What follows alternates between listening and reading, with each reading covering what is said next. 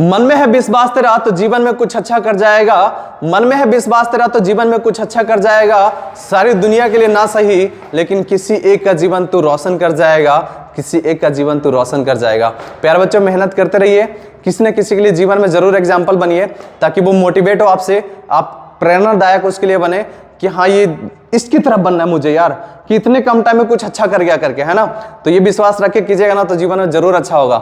चलिए हम लोग चलते हैं डेरिवेशन नंबर 6 की तरफ। तो डेरिवेशन नंबर 6 क्या करा देखिए बेटा, state and proves Gauss theorem using Coulomb's law.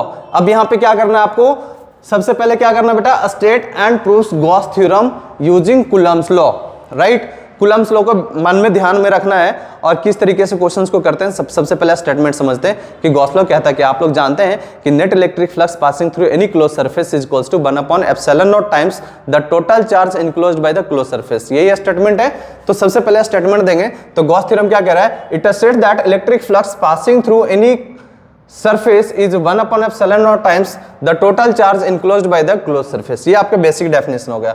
Mathematically जरूर लिखेंगे, जब डेफिनेशन भी कल आएगा ना लिखने के लिए तो मैथमेटिकली जरूर लिखा कीजिए। तो मैथमेटिकली क्या लिखेंगे बेटा, ये लिखेंगे कि phi is equals to E dot ds और according to Gauss q in upon ε0 होता है। q इन मतलब अंदर वाले चार्ज होता है और उसके लिए जब आएगा तो एग्जाम्पल भी बना लीजिएगा इस तरीके से। मान लीजिए q1 है, ये q3 है, ये q2 है, तो यहाँ पे जो फ्लक्स आएगा that will be q1 plus q3 divided by ε0 according to Gauss. सिर्फ अंदर वाले चार्ज की वजह से हम लोग कंसीडर करेंगे। ओके, अब यहाँ पे देखिए बेटा प्रूफ हम लोग करने वाले हैं। तो प्रूफ के लिए सबसे पहले क्या करा हमने, कंसीडर अ पॉइंट चार्ज हमने लिया है जिसमें एक हमने गॉसियन सरफेस कंसीडरेशन करा है जिसका रेडियस कितना बेटा r। सबसे पहले एक पॉइंट चार्ज लिया और क्योंकि इलेक्ट्रिक फील्ड हर डायरेक्शन में निकालता है इसलिए हम लोग स्फेरिकल गॉसियन सरफेस ले लिए जिसका रेडियस कितना है r। अब इस क्योंकि ये पॉजिटिव पॉइंट चार्ज हमने कंसीडर करा है तो इलेक्ट्रिक फील्ड हमेशा बाहर होगा और एरिया वेक्टर किसी भी क्लोज सरफेस के लिए हमेशा नॉर्मली आउटवर्ड और इक्वल से रेडियली आउटवर्ड होता है। तो रेडियली आउटवर्ड हो रहा है एरिया वेक्टर ds, हमने स्मॉल एरिया वेक्टर लिया है इस स्मॉल सेक्शन की वजह से, राइट। ये हमारा गॉसियन सरफेस से कंसीडरेशन बेटा। तो यहाँ पे क्या लिख रहे हैं कि net electric flux due to a charge plus q क्या होगा बेटा, E डॉट ds। अब इलेक्ट्रिक फील्ड हमें पता नहीं कि क्या है, तो इलेक्ट्रिक फील्ड हम लोग यहाँ पे क्या लिख रहे हैं, इलेक्ट्रिक फील्ड हम लोग जानते हैं कि किसी भी पॉइंट चार्ज की वजह से r दूरी पे अकॉर्डिंग टू कूलम्स लॉ क्या होता है बेटा, kq by r square.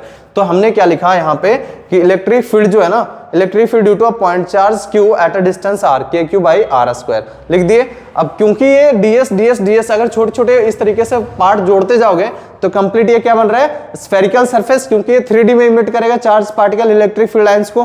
That means यहाँ पे एरिया वेक्टर क्या बन जाएगा, spherical, that means 4πr square. तो हम लोग यहाँ पे क्या कर रहे हैं बेटा जी, इलेक्ट्रिक फील्ड टोटल लिख दिया kq by r square, total area जो होगा हमारा स्फीयर का 4πr स्क्वायर। तो हमने जब लिखा तो q अपॉन k की वैल्यू होता है 1/4πε0, यहाँ पे k की जो वैल्यू है वो अपन 1/4πε0 हमने लिया है तो ये आ जाएगा 4πr square, 4π cancel, r square cancel. तो क्या बन गया बेटा, flux is equals to q by ε0। हमने चार्ज कितना कंसिडर करा था, 1 करा था, तो यहाँ पे टोटल चार्ज कितना आ गया बेटा, 1 आ गया q, तो q बाई ε0। क्या गॉस का स्टेटमेंट यही कहता है, बिल्कुल यही कहता है। तो हेंस प्रूव्ड, ये सिंपल सा फंडा था, आप इस तरीके से कर सकते हैं। आपको इजी लगा होगा। मिलते हैं नेक्स्ट वीडियो में डेरिवेशन नंबर 7 से।